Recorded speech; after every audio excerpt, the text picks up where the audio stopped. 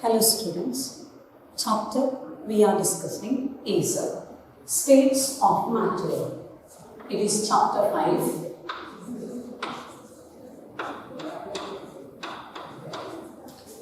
States of matter.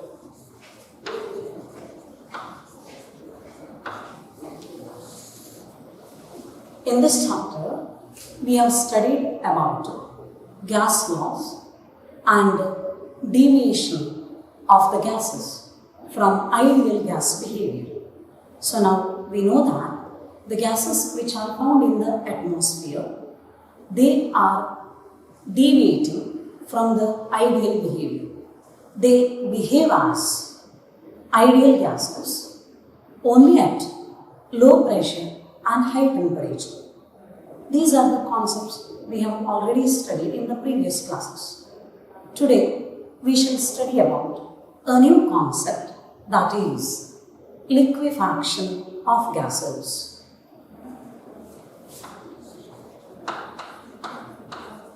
Liquefaction of gases. The gaseous phase is that physical phase in which the intermolecular force of attraction is weak. As a result, particles are far from each other and gases occupy large volume. We know gases do not have definite shape and they do not have definite volume also. These gases are possible to convert into liquid state. ಅಂದರೆ ಅನಿಲಗಳನ್ನು ದ್ರವ ರೂಪಕ್ಕೆ convert ಮಾಡಬಹುದು. ಈ ದ್ರವ ಮತ್ತು ಅನಿಲ ರೂಪಗಳು continuous ಸ್ಪೇಸಲ್ಲಿ ಇರ್ತವೆ. They are in continuous space. That is why it is difficult to distinguish between the gaseous phase and liquid phase. Now here what we are going to study is the conversion of the gaseous phase into liquid phase. Whenever gas phase gets converted into liquid phase, intermolecular force of attraction becomes strong. As a result, molecules come closer. And when the molecules come closer, volume occupied is less. So, gas phase is continuous with liquid phase when the intermolecular force of attraction becomes strong. Now let's study about liquefaction of gases and what condition it takes place. So right now what we know is liquefaction of gases occurs if intermolecular forces of attraction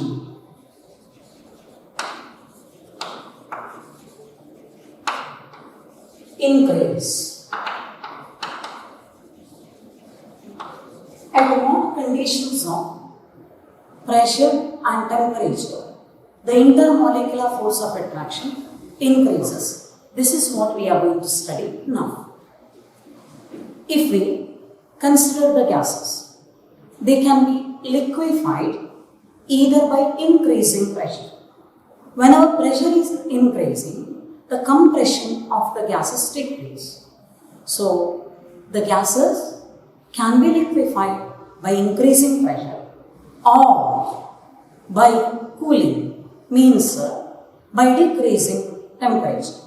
Or sometimes some gases can be liquefied by the combined effect of compression and cooling.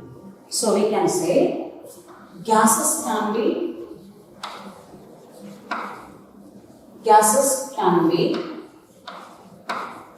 liquefied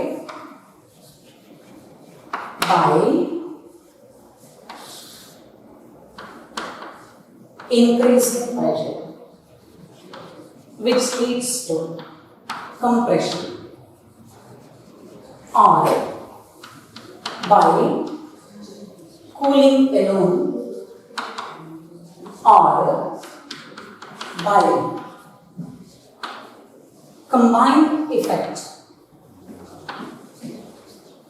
of pressure and cooling. That is, by the combined effect of increasing pressure and decreasing temperature, gases can be cooled.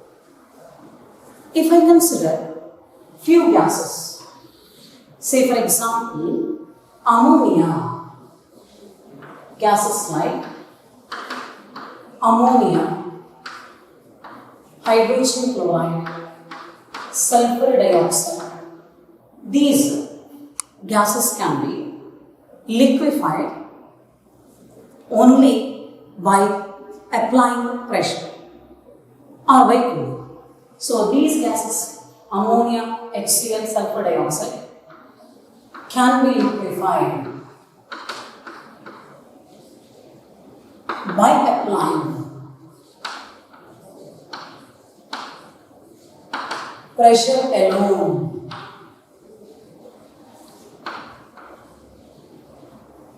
And even they can be liquefied by cooling.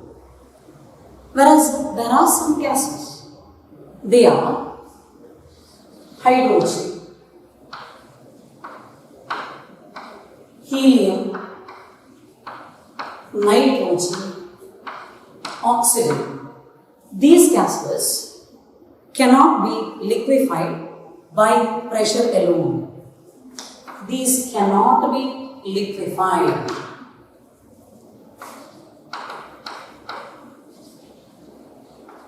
by applying pressure alone. Even if the pressure is very high, they cannot be liquefied. That is why they were called as permanent gases. So these gases were called as permanent gases. Why? Because they could not be liquefied even by applying very high pressure. But they can be liquefied by cooling below a particular temperature. ಅಂದರೆ ಒಂದು ಉಷ್ಣತೆಯ ಕೆಳಗಡೆ ಅವುಗಳನ್ನು cool ಮಾಡಿದಾಗ ಅವನ್ನು liquid ಆಗಿ convert ಮಾಡಬಹುದು. So ಆ temperature, the temperature below which they can be cooled and converted into the liquids, or the temperature above which gases cannot be liquefied, whatever is the pressure, that temperature is called critical temperature. So now we are going to study about the term critical temperature. So let's take critical temperature. It is denoted by the symbol Tc.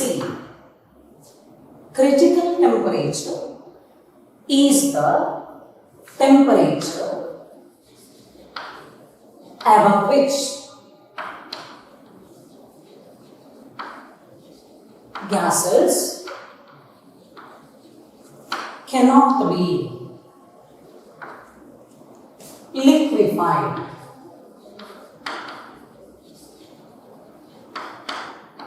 Whatsoever is the pressure is, or whatever is the pressure,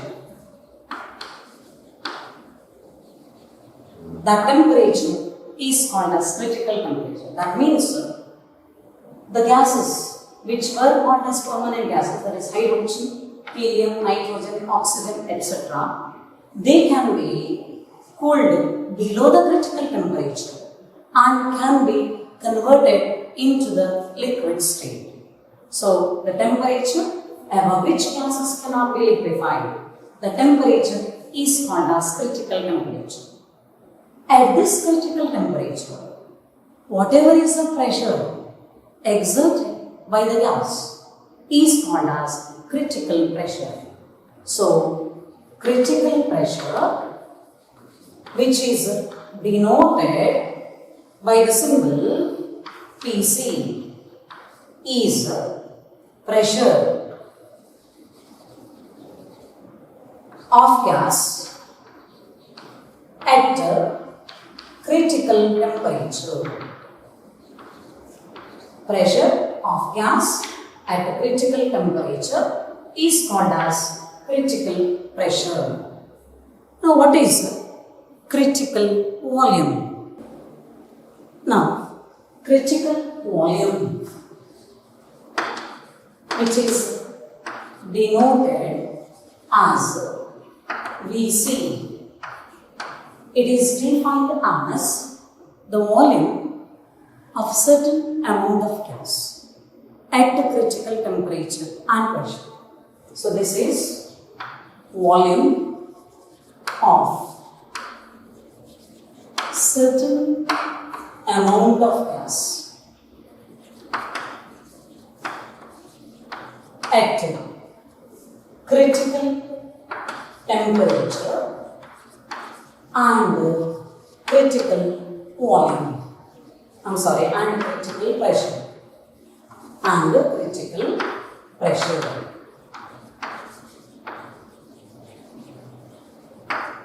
So now we know what is meant by critical temperature, critical pressure, critical volume. A scientist, Andrews, he studied about the liquefaction of the carbon dioxide gas.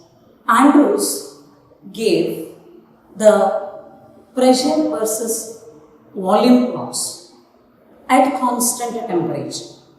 They are called as Andrews curves or Andrews isotherm. Andrews curve or Andrews isotherm explains us how the pressure and temperature when varied, the liquefaction of the gases take place, or at what conditions of pressure and temperature gas exists as gas and what temperature and pressure it is liquefied. This is what we are going to study from Andrews curves. So next we are studying about Andrews curves. Andrews curves are also called as Andrews isotherm because these graphs are plotted at a constant temperature. The graph is, it is graph of pressure versus volume at a constant temperature. Now let us study the Andrews isotherms or Andrews curves for the carbon dioxide gas. So now we are studying Andrews curves for the carbon dioxide gas. In the x-axis, what we are plotting now is the pressure, and in the x-axis we will plot volume, in the y-axis let us plot pressure. So this is our x-axis, y-axis, and this is our x-axis. In the y-axis, we are plotting pressure. This is 0. In the x-axis, we are plotting volume. So this is the pressure versus volume curve. Let us consider the carbon dioxide gas at a very low pressure at a temperature 13.1 degrees Celsius. So let's consider the graph now. At the temperature 13.1 degrees Celsius at a low pressure, let's consider this is the volume of gas. We know when the pressure is low, volume is high because pressure and volume are inversely proportional to each other. So, at low pressure, let's consider this is the volume of carbon dioxide gas. As we increase pressure, volume becomes less, volume decreases. So, let me consider this is point A. As we increase pressure, volume decreases. See, pressure is increased, volume is decreased. Let's consider the volume decreases up to point B. From there, the volume decreases at constant pressure. So, we will get the horizontal graph. The graph is parallel to the x-axis. This graph is constant up to point C. Now, if we still increase pressure, volume goes on decreasing. So, the graph is obtained like this. This is the graph obtained.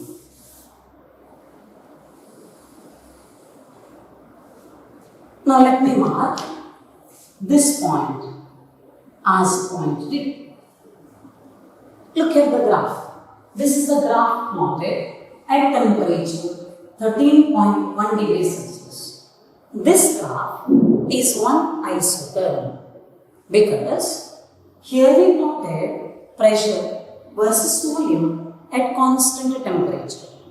Temperature is 13.1 degrees Celsius throughout. So, the graph is plotted at constant temperature, hence it is called as isotherm.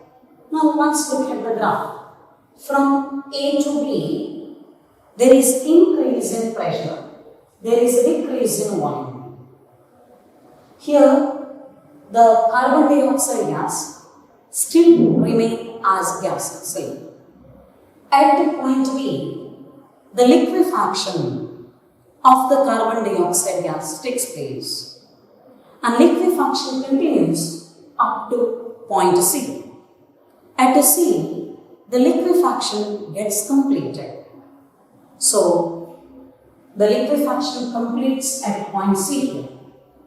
After this, even if you increase the pressure, there is no much variation in the volume. See, decrease in volume is less. Why? Because the liquids are less compressible compared to the gases. A ಇಂದ B ಗೆ consider ಮಾಡಿದ್ರೆ pressure increase ಆಗಿದೆ, ಹಾಗಾಗಿ volume ಕಡಿಮೆ ಆಗಿದೆ. B ಇಂದ C ಗೆ pressure same, volume decreases because liquefaction continues and it completes at point C. And after that, the liquefaction occurs, but since after point C, the gas exists as liquid and liquids are less compressible, so there is no much variation in the volume. So this is the graph at 13.1 degrees Celsius. Now let's consider bit higher temperature at which let's carry out the liquefaction of carbon dioxide gas. I'll consider temperature 21.5 degrees Celsius. There's a temperature given in Andrews curve or Andrews isotherm.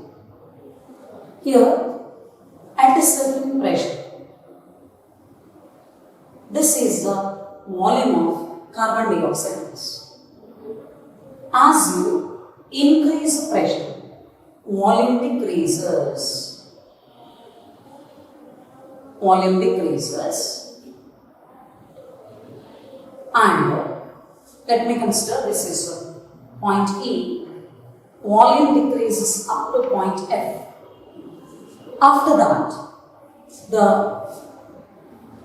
pressure remains almost constant, volume decreases. So, you will observe a horizontal graph which is parallel to the x-axis. Now, the liquefaction continues up to point G. Up to point G, liquefaction continues. At the point F, the liquefaction starts. It completes at point G. So there is a gradual volume decrease. After that, if you increase the pressure, volume decreases, but there is no much variation. This is because gases are more compressible. Liquid state, after point G, liquid state exists. So it is less compressible, so you do not find much variation in the volume. Let me consider this is point H. Now this is the plotted at temperature 21.5 degrees Celsius, that is at higher temperature to that of the previous one. What we have found here? What we have found here is the graph which is parallel to the x-axis, that is point B to C, is having more length comparing this graph, that is point F to G. Means the horizontal graph length decreases as temperature increases. Because with the increase in temperature, pressure also increases. As a result, liquefaction occurs early. Now let's consider still higher temperature. That is temperature 30.98 degrees Celsius. Now let us plot the graph of pressure versus volume. The graph what we get is another isocurve. Let's consider at temperature 30.98 degrees Celsius, the gas has certain volume at certain pressure. Now, when we increase pressure, volume goes on decreasing. So let's increase pressure, volume goes on decreasing, and at one point you will observe this type of, at one point this type of graph is observed at 30.98 degrees Celsius. Now let's take this graph. At this point the liquefaction takes place. At this temperature 30.98 degrees Celsius, liquefaction takes place. Above this temperature, liquefaction cannot take place even if we increase the pressure. So, this is the highest temperature at which liquefaction of gases is possible. So, 30.98 degrees Celsius is the critical temperature for the carbon dioxide gas. After this temperature, let us consider it higher temperature. If we increase pressure, volume goes on decreasing, but no liquefaction occurs. So, at a bit higher temperature, we will get the graph of this type. This is a graph obtained at 31.1 degrees Celsius. If I plot a graph at still higher temperature, that is at 48.1 degrees Celsius, you will find very similar graph to that of the graph plotted at 31.1 degrees Celsius. So, you will get this type of graph. This is a graph at 48.1 degrees Celsius. Just observe the graphs plotted. The lowest graph we consider at low temperature, 13.1 degrees Celsius. From point A to B, there is increase in pressure leading to the decrease in volume. After that, graph is parallel to the x-axis. Then there is a change in the graph from C to D. But from C to D, even if the pressure increases very high, the volume decrease is less. This type of graph you will find at 21.5 degrees Celsius also. But the other three graphs are different from the first two graphs. Now, If I draw a graph by joining end points of the horizontal curves, what I get is this type of curve.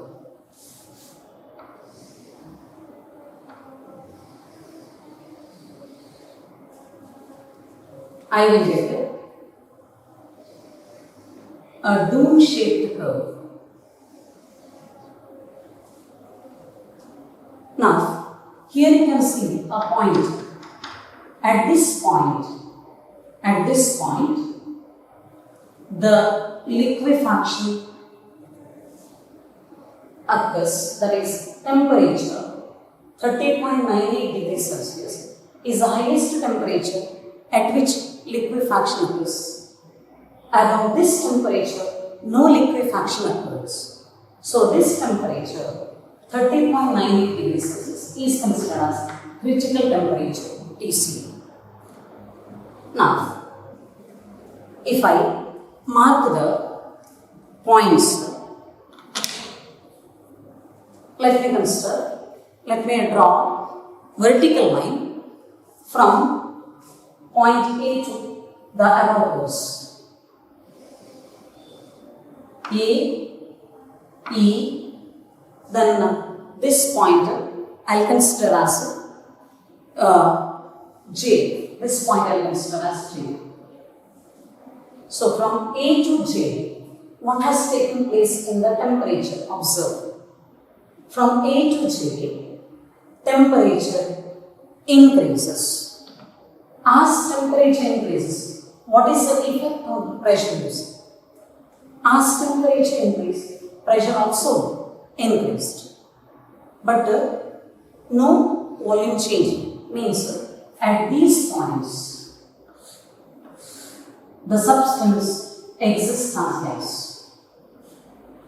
And in this dome-shaped curve, substance exists in the liquid as well as gaseous fluid.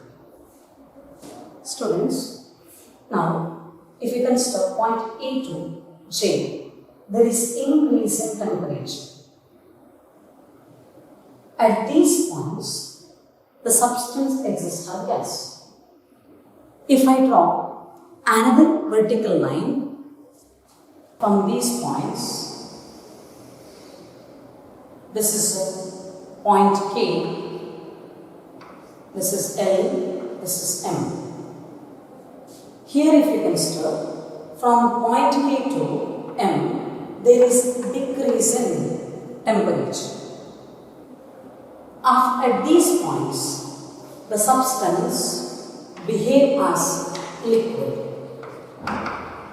Means in the dome-shaped curve, the substance exists in liquid as well as gaseous phase. At very low pressure, the substance exists as gas. At high pressure, after certain temperature, exists as liquid. So this is the temperature above which gases cannot be liquefied. So you can observe there is no change in the graph. The graph at 39.1 degrees Celsius and 48.1 degrees Celsius are the graphs similar to the graphs we plotted in boiled snow. So this is the highest temperature at which liquefaction takes place, above which gas cannot be liquefied. So this is the graph we plotted for carbon dioxide. This is graph of pressure versus volume for carbon dioxide gas. Now, for the carbon dioxide, critical temperature is 30.98 degrees Celsius. At this critical temperature, whatever is the volume, that volume is called critical volume. Critical volume found to be 95.6 milliliter or cubic centimeter. At this critical temperature, pressure of carbon dioxide gas is called PC, that is critical pressure. This critical pressure for the carbon dioxide gas was found to be 73.9 atmosphere pressure. So these are the critical temperature, critical volume and critical pressure for carbon dioxide gas. That means for any gas, there is certain temperature above which gases cannot be liquefied even if the pressure is increased. You can observe the same. Even if the pressure increases, the gas cannot be liquefied further at higher temperature. So this is all about critical temperature, critical pressure and critical volume. At the critical temperature, the gases can be liquefied above the critical temperature. Gas exists as gas. Below critical temperature, the gas is in equilibrium with the vapor. Now, if you consider this graph, from point A to J, you will find only gaseous state. From point K to M or still lower, you will find only liquid state. Now, when you move upwards or move downwards in this graph, you will not come across two physical states together. So, here we can say a physical state, that is a gas state, is continuous with liquid state. So, this is about the critical temperature, critical pressure and critical volume. Now, let's study about the relation between critical temperature and intermolecular force of attraction and intermolecular forces of attraction.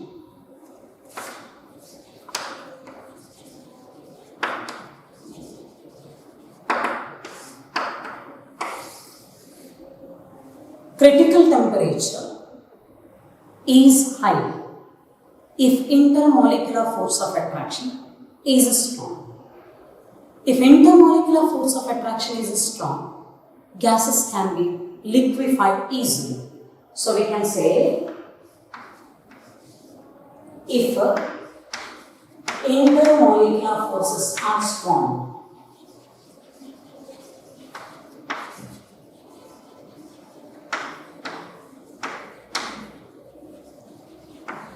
critical temperature, we know it is denoted as Tc, will be high and hence gases can be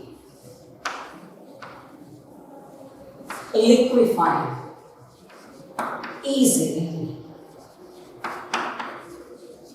So conclusion is easily liquefiable gases will have higher critical temperature and they can be liquefied easily. So this is about the liquefaction of gases.